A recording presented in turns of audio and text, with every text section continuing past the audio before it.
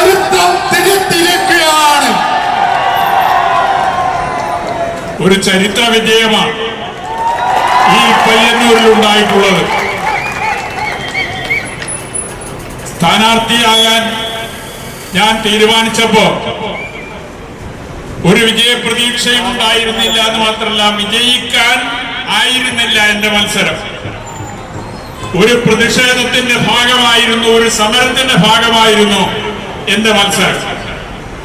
കേവലം നമ്മുടെ മാത്രം ഒരു വിജയമല്ല.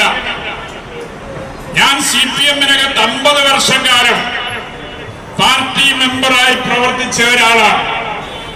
കമ്മ്യൂണിസ്റ്റ് പാർട്ടിക്കകത്ത് ഒരിക്കലും നടക്കാൻ പാടില്ലാത്ത കാര്യങ്ങൾ നടന്നപ്പോ അതിനെ ചോദ്യം ചെയ്ത് അതിന് പരിഹാരം കാണുന്നതിന് വേണ്ടിയുള്ള പോരാട്ടം പാർട്ടിക്കകത്ത് നടത്തി.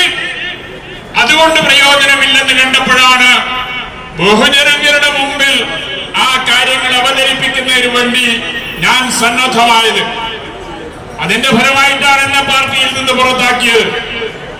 എത്രയാളുകളെ CPM-ൽ നിന്ന് പുറത്താക്കുമെന്ന് എനിക്ക് പറയാൻ സാധിക്കില്ല. എന്റെ അടുത്ത് ടി പുരുഷോത്തമൻ നിൽക്കുന്നുണ്ട്. ടി പുരുഷോത്തമനെ ഈ അടുത്ത ദിവസം CPM പുറത്താക്കിയതാണ്. പറഞ്ഞ കാര്യം എന്താണെന്നറിയോ? പാർട്ടി വിരുദ്ധ പ്രവർത്തനം നടത്തിയെന്നത്. എന്താ പാർട്ടി വിരുദ്ധ പ്രവർത്തനം നടത്തിയത്? ഞാനൊരു പുസ്തകം എഴുതി. ആ പുസ്തകത്തിന്റെ പ്രകാശനം ഗാന്ധി പാർക്കിൽ വെച്ച് നടത്തി. ആ പുസ്തക പ്രകാശന ചടങ്ങിൽ പങ്കെടുത്തു എന്നതാണ് ടി പുരുഷോത്തമൻ ചെയ്ത കുറ്റം. മറ്റൊരു കുറ്റവും ചെയ്തിട്ടില്ല. അദ്ദേഹത്തോട് വിശദീകരണം ആവശ്യപ്പെട്ടു. വിശദീകരണ നോട്ടീസിന് മറുപടി നൽകി.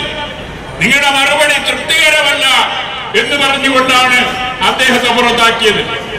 ഈ തെരഞ്ഞെടുപ്പ് പ്രവർത്തനത്തിനിടയിൽ എനിക്ക് വേണ്ടി പ്രചരണ വാഹനം വാടകയ്ക്ക് നൽകിയ സഖാവ് കുഞ്ഞികൃഷ്ണൻ ഇവിടെയുണ്ട്.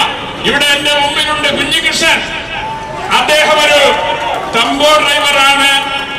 സ്വന്തമായി വാഹനം വാടകയ്ക്ക് കൊടുക്കുന്നയാളാണ്. അദ്ദേഹത്തിന്റെ വാഹനം ഞാൻ പ്രചരണത്തിന് വേണ്ടി വാടകയ്ക്കെടുത്തു എന്നതാണ്.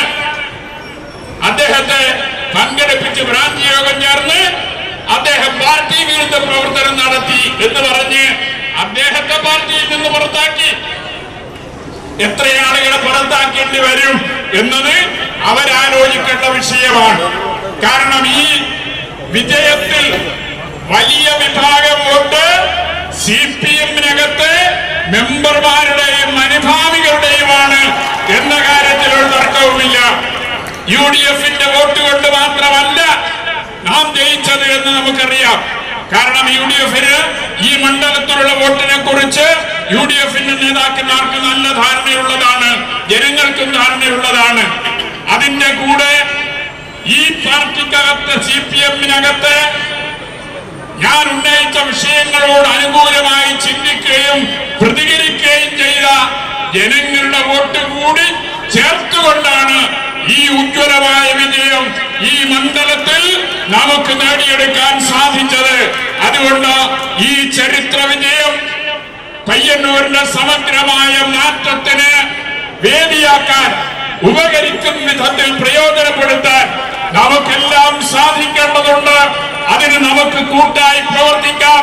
നിങ്ങളിൽ ഒരാളായി നിങ്ങളുടെ കൂടെ ഒരു MLA എന്ന നിലയിൽ എല്ലാ സമയത്തും ആശ്രയിക്കാൻ സാധിക്കുന്ന ഒരാളായി ഞാൻ ഉണ്ടാകും എന്ന് നിങ്ങൾക്ക് ഉറപ്പ് നൽകിക്കൊണ്ട് ഈ വിജയത്തിൽ ആഹ്ലാദം പങ്കിടാൻ ഇവിടെ എത്തിച്ചേർന്ന എല്ലാ നല്ല മനസ്സുകളെയും സ്നേഹപൂർവ്വം അഭിവാദ്യം ചെയ്ത് അതോടൊപ്പം തന്നെ എന്റെ വിജയത്തിന് വേണ്ടി വോട്ട് ചെയ്ത പയ്യന്നൂർ മണ്ഡലത്തിലെ ജനങ്ങളെ ആകെ അഭിവാദ്യം ചെയ്തുകൊണ്ട് അതോടൊപ്പം ജയിച്ചു കഴിഞ്ഞാൽ MLA എന്നത് മണ്ഡലത്തിലെ മുഴുവൻ ആളുകളുടെയും MLA ആണ്.